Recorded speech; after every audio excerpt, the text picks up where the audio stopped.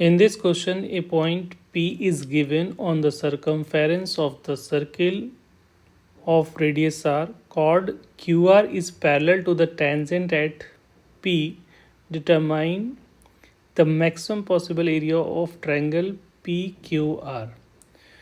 तो कुछ एक बोल रहा है कि एक सर्किल है और उसके सरकमफेरेंस पे कोई पॉइंट P है। तो मैं P यहाँ पे जूम कर रहा हूँ, ये P पॉइंट है और इस पे एक टेंजेंट ड्रॉ किया गया है। तो मैं इस तरह से एक टेंजेंट ड्रॉ कर लेता हूँ इस पे, और इस टेंजेंट के पैरेलल बहुत सारे इनफाइनाइट कॉर्ड बन सकते हैं। तो मैं कोई एक कॉर्ड बना लेता हूँ जो कि P जो टेंजेंट है उसके पैरेलल है। तो यहाँ पे एक कॉर्ड बना लिया और ये इस कॉर्ड को बोल रहा है कि वो कॉर्ड क्या है, QNR है। तो ये इसको Q और ये हमारा R हो गया, राइट। तो इससे जो ट्रायंगल बन रहा है PQR, तो ट्रायंगल कौन सा बनेगा, ये ट्रायंगल ऐसा बन रहा होगा,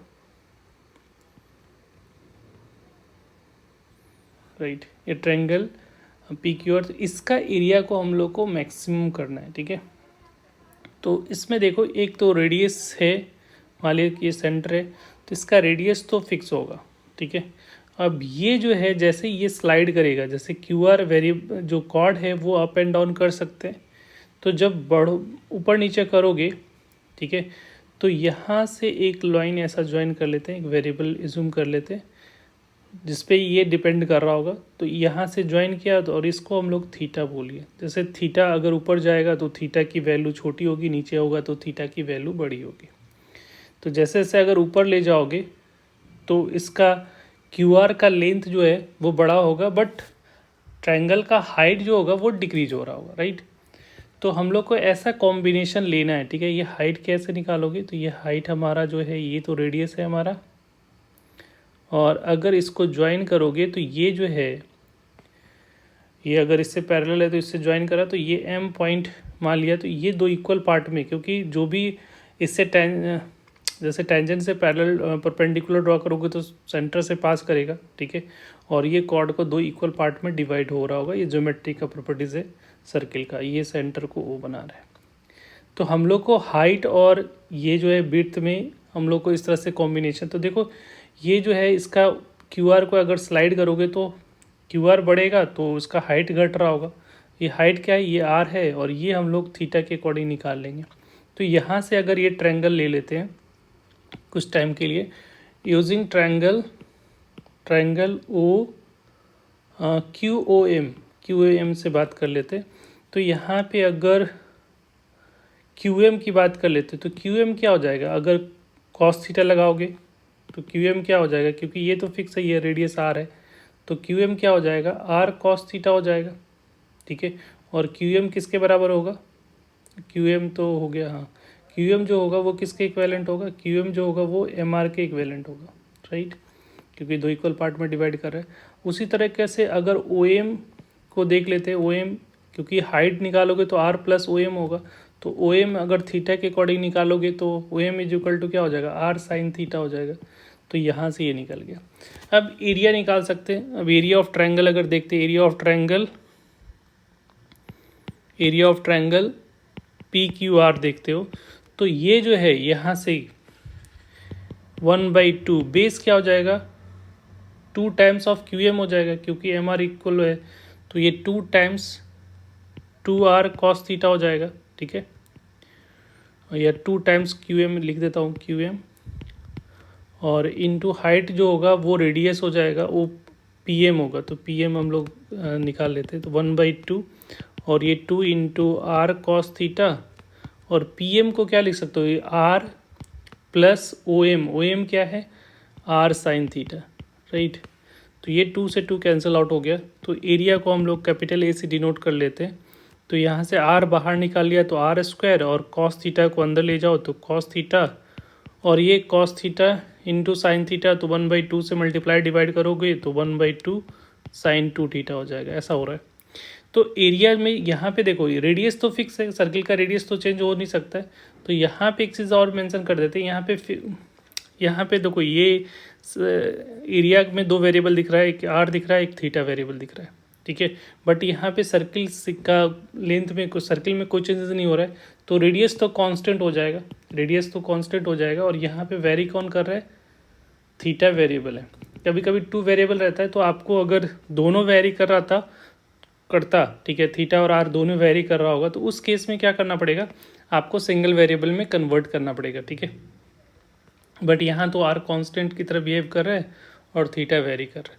तो ये जो एरिया को मैक्सिमाइज करने के वेरी कौन कर रहा है, थीटा। तो हम लोग थीटा के रिस्पेक्ट में इसको डिफ्रेंशिएट करोगे, तो D A by D theta क्या हो जाएगा, R square constant as it is, और कॉस थीटा का differentiation minus sine theta, plus 1/2 sine theta का कॉस थीटा, 2 थीटा है तो 2 और मल्टीप्लाई हो जाएगा, तो ये हो जाएगा कॉस 2 थीटा, ऐसा हो रहा है। तो ये 2 से 2 क्या हो जाएगा, कैंसिल।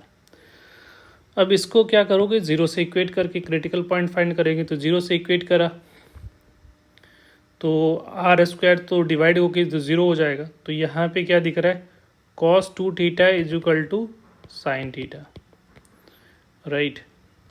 अब कॉस थीटा को दो डिफरेंट दिख रहा है, तो इसको साइन में कन्वर्ट कर लेते हैं। तो 2 कॉस 2 थीटा को लिख सकते हो 1 - 2 sine square theta equal to sine theta. तो यहाँ से दिख रहा है 2 साइन स्क्वायर थीटा, एक साइड में ले आते हैं, minus sine theta plus 1 equal to 0।